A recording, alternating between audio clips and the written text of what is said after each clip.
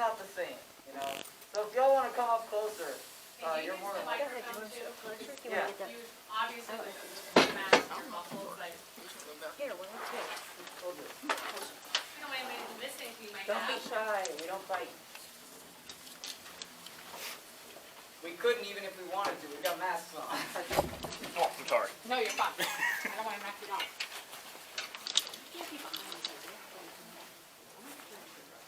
Alrighty, that's nice.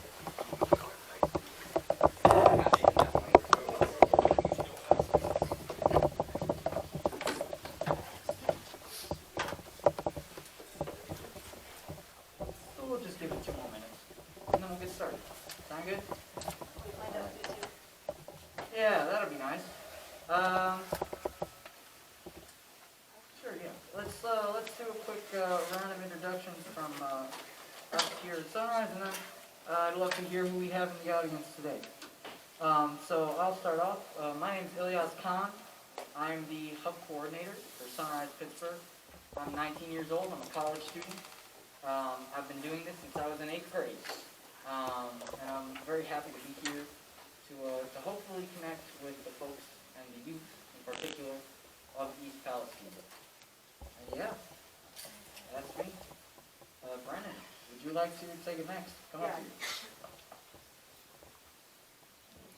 here. I'm Brendan. I'm 22 years old. I am co-lead for political engagement for Sunrise Pittsburgh. So basically what I do is the looking over bills, looking over what candidates working with different elected politicians, lobbying, looking over candidate looking over candidates' credentials and deciding whether to endorse them, that type of stuff. Canvassing, phone banking. That's where our team comes in.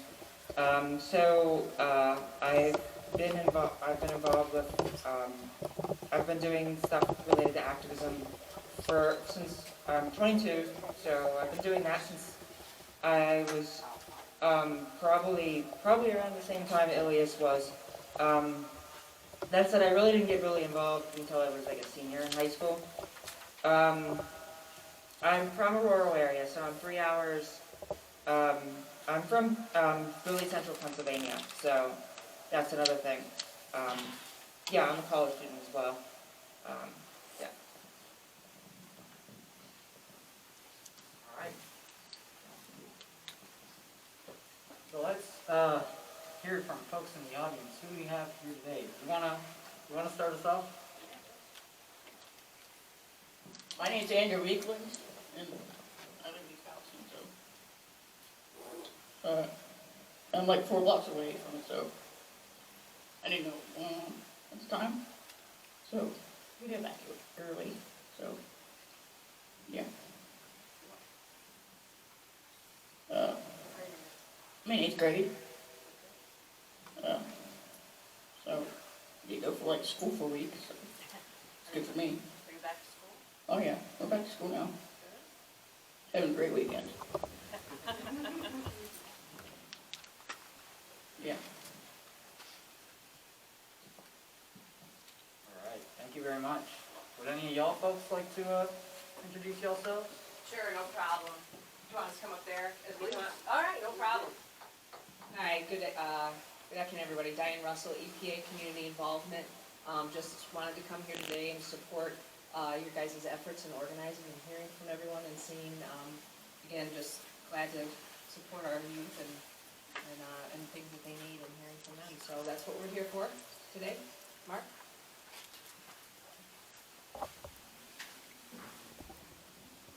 Mark Durno, USCPA. I'm a response coordinator for the agency, and unlike you, I'm not in 8th grade. I graduated in 1987, so like Diane, we're here to be supportive and hear what you have to say.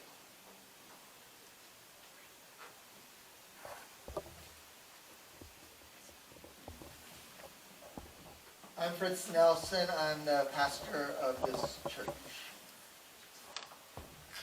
And I'm just here to listen and show the church's support for the work that's going on in advocacy around this community.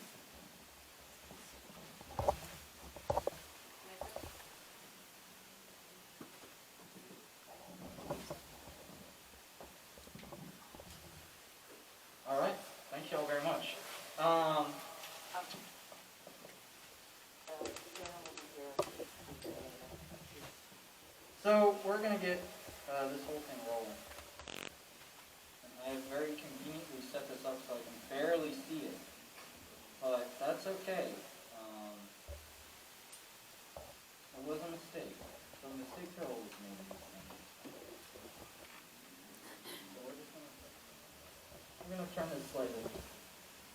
I hope you all can see this. Can you? Yeah. It's clear? All right.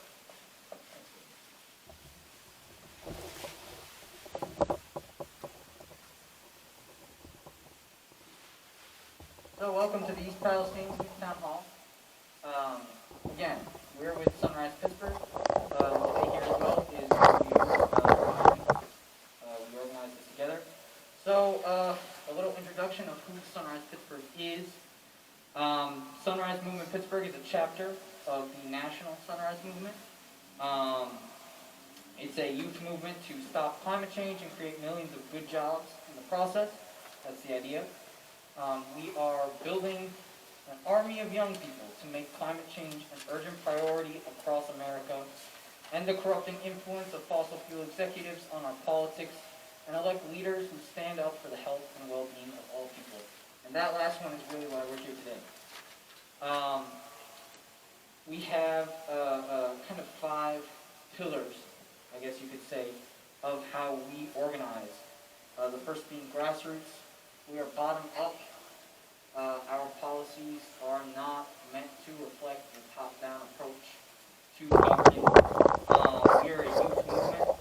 Pretty much everyone in our organization is a young person or an ally of a young person. Our belief is that it is through many forms of action and advocacy that we make change. That there is no necessarily one right way to make change, and that is entirely up to the communities which are suffering, who are impacted, to make that change, to find the method of making change that suits them best. We believe that there are no permanent friends and no permanent enemies. So that means that just because, someone like Joe Biden promises a lot of things, does not mean that Joe Biden is our friend. Just because someone like Pete Buttigieg promises a lot of things, does not mean that Pete Buttigieg is our friend. We are constantly in a battle to make sure that what is really being pushed forward is not the agenda of individual politicians, but the agendas of community. And finally, we believe in people and planet over profit. So, for folks like Norfolk Southern, who believe in just making a ton of money and not necessarily considering the communities that they're impacting, we are directly opposed to that. We believe very firmly in a process of governance which prioritizes the communities, and particularly the most marginalized communities, to make sure that they are receiving the resources, care, and justice that they deserve.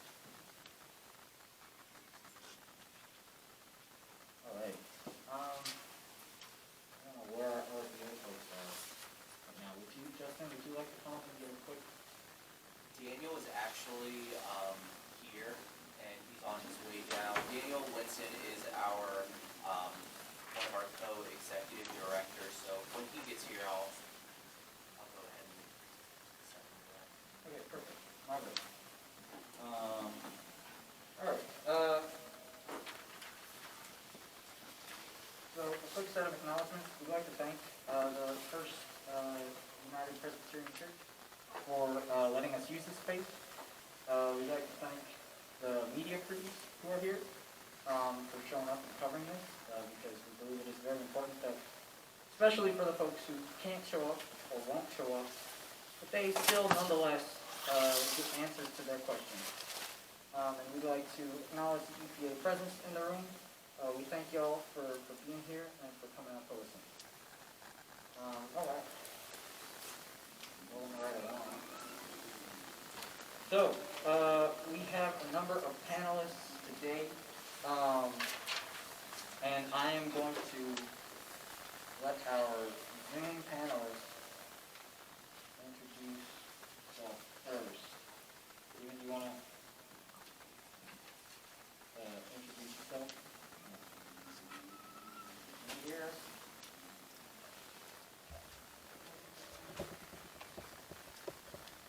Steven, can you hear us?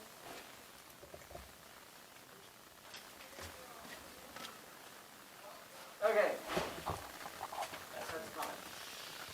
We will get back to you.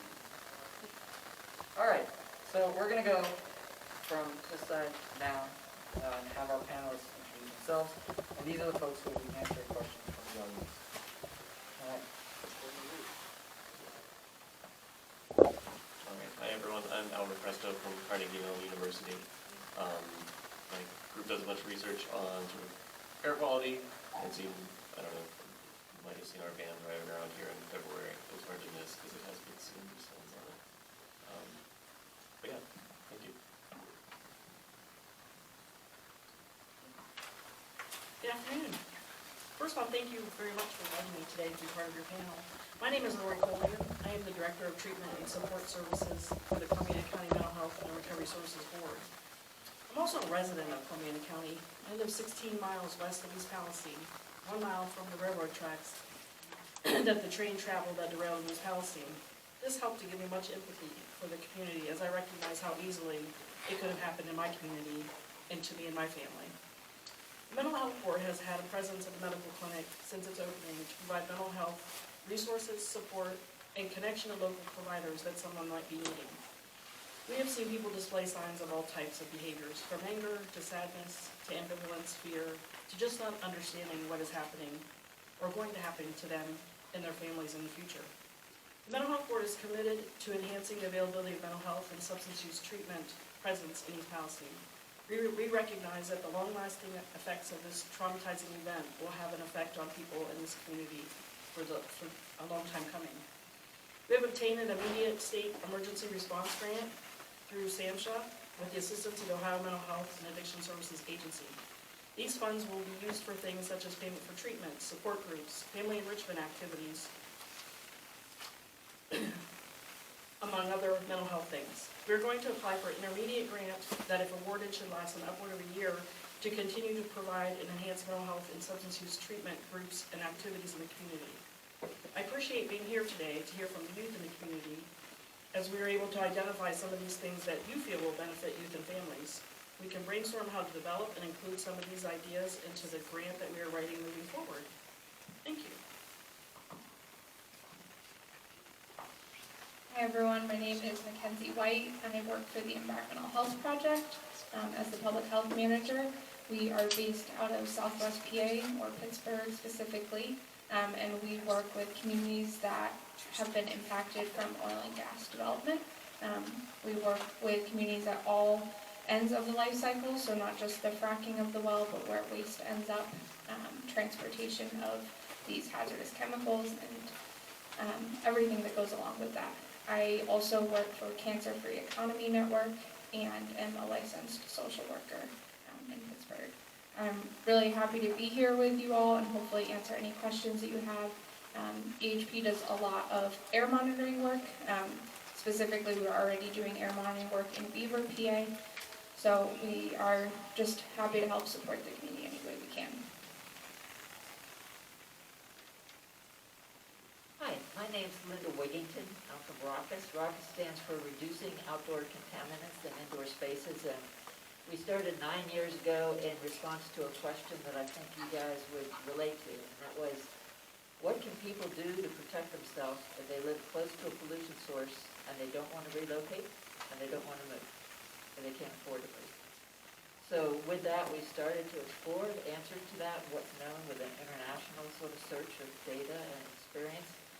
And the bottom line was that it's so clear that seldom do you have the opportunity to see and understand what the risk, the specific risk is. Usually exposures just vary by time, by space, by vulnerability of different people. So the issue is, what can you do without knowing what you'd like to know? That's sort of what I think I can bring, is the sense of we don't know what we want to know, but meanwhile there are behaviors, things, actions we can take. And if you understand the pathways, pollution comes into buildings via air, soil, water, soil gas. And what a lot of folks don't realize, even if a house is completely closed up, your greatest exposure to outdoor pollution is through air.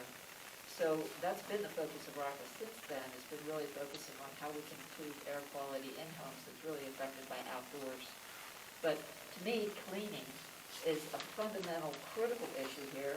And even though we don't have another Palestine to look at precisely to understand what needs to be done in terms of cleaning, there's an amazing amount of information and research has been done dealing with lead and lead clearance. And it seems like there's a real opportunity to apply that, carefully, but recognize the application of really good clearances. And I would love to hear and better understand, or have you guys be able to advocate for understanding the clear protocol that anyone who's supposedly professionally clearing and cleaning buildings is doing, so that they're doing it effectively.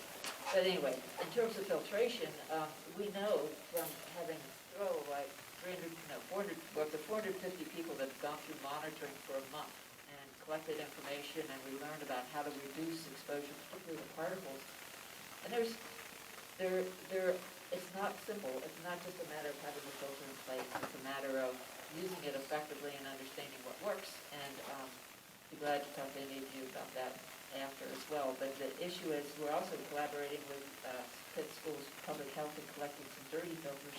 We would love to have some analysis of what those dirty filters from East Palestine are capturing. So I've got a sign-up list. I'd be glad to take your name and send you information on what we're trying to collect with the dirty filter analysis project. But bottom line is, if I lived here, I would relocate temporarily. But I would not at all give up hope that East Palestine can be a healthy and thriving place to live.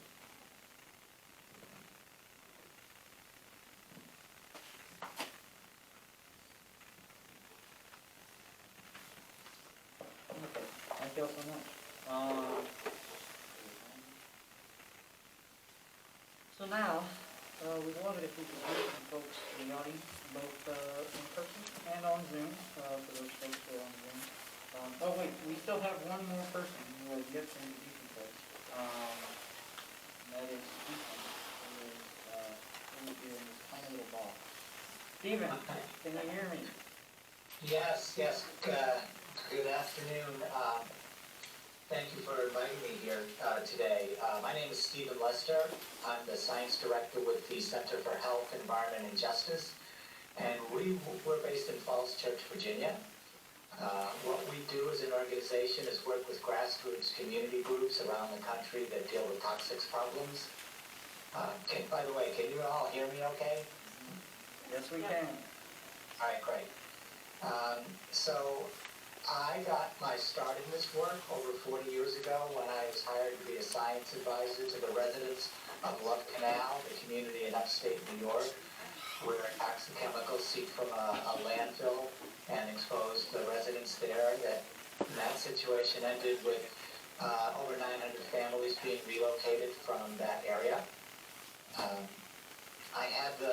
I was invited by River Valley Organizing to attend another town hall meeting back at the end of February. So that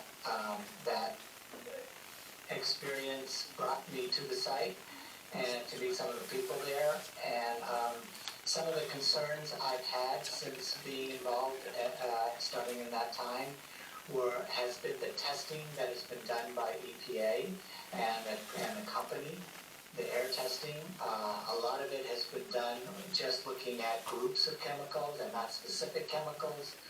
In a situation like this where you have some very specific chemicals, in particular vinyl chloride, being released into the ground and then being burned in that intentional burn, that seemed like a very logical thing to look at. It took about 3 weeks or so for the EPA to finally start to do that. But then there's concerns about the methodology and the detection limits that they're using, so there are lots of questions, a few answers. The same is true with the dioxin testing that they're now in the midst of doing. I've looked at the proposed sampling plan, and the agency is going forward with that, despite their concerns that have been raised by people from the community about, in terms of transparency of how they're going to do it. The fact that their approach for determining where to test for is by walking around the site and looking for evidence of contamination is not a very It's a very subjective approach, and one in over 40 years of work I've ever seen used. It's a very different approach. It doesn't make any sense to me what they're doing here. It's not the only way they're selecting sites, but it's the primary way. The other big concern I have about what's been going on there is the speed with which the cleanup is occurring and the lack of precautions both for workers and for residents who are in the midst of some of the areas where they're doing cleanup. When I was there, you could see street cleaners just moving the dust around and re-spreading the contamination. But workers on the site, at least at that time, had no personal protective gear to protect themselves. And they were aerating the chemicals from the water, which just simply moves the volatile chemicals from the water into the air. And I was there, I could smell the chemicals. Others, I'm sure, could as well. I mean, and they're re-exposing people who are living there and people who are coming into there, visitors like me and the media and others. And so, so there's no involvement that I've been able to understand with no transparency that involves the people who live there in some of the process of the cleanup. And I see that as a big problem. Thank you very much. Daniel, do you want to come and introduce RVO? Sure. Also, Jenna's here, so. Either one of you, if y'all wanna. All right, take it, take it.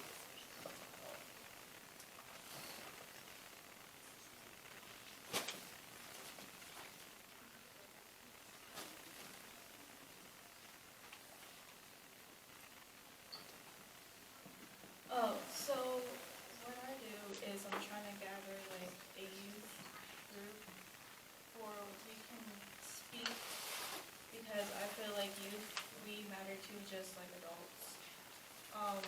We go through the same things, well, most things as an adult, such as like anxiety, things like that, worries.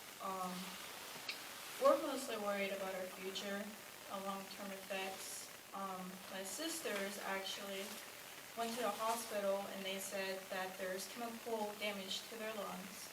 You know, like what's going to happen when they're older.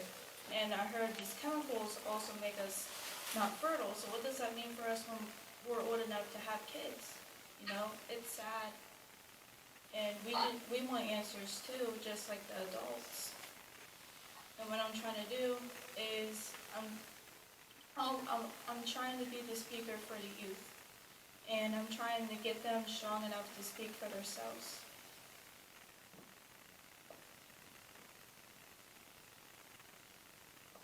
Thank you very much, Sean. All right, and with that powerful note, I'd like to open the floor to questions from members of the community. If anyone would like to, and if you are on Zoom, you are welcome to unmute and ask a question on Zoom. But I would like to hear from anyone in the audience who would like to come up and ask questions.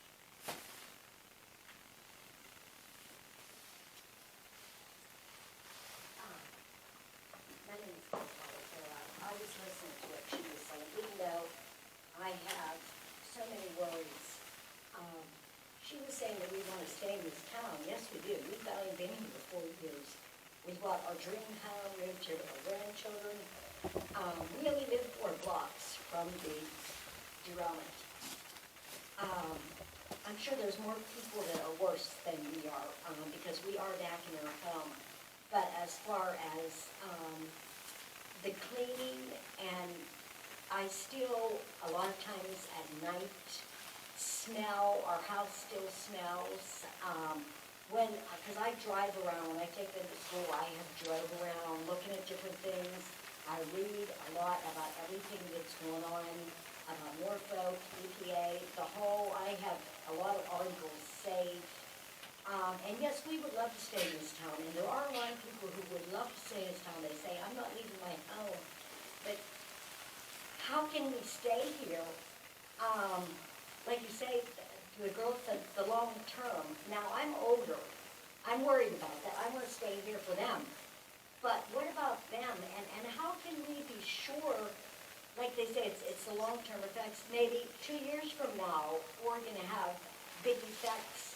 And what about them? I mean, when they're 20 years old, he's 14, say 20 or 25, what is gonna go on with our youth?